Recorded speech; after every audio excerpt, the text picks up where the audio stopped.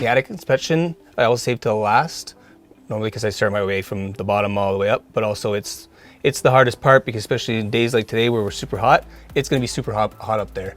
So I usually like to leave that for last and then I can cool down afterwards. Now the attic inspections is super important because it tells you what about the house and how the house is breathing. Also, it'll let you know if there's any of those vents that aren't being exited through the attic properly or attic ceiling properly.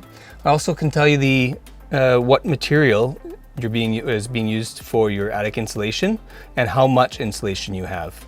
So these are the things that I'm looking for. I'm looking on the sheathing to see if there's any signs of any black and just overall how well the attic is and how well it's breathing.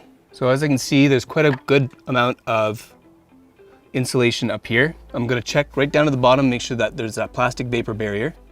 I'm having a look and I can see that there's baffle vents in here, which is great. It helps direct the air.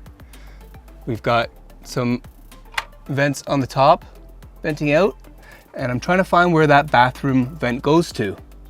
And as I see in the far corner here, it is insulated and it is on its way up and out, but it hasn't been attached properly to the vent.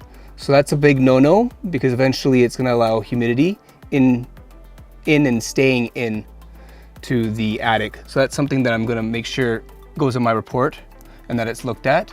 And then we also want to see what is the attic made out of. These ones here are trusses, which are usually manufactured.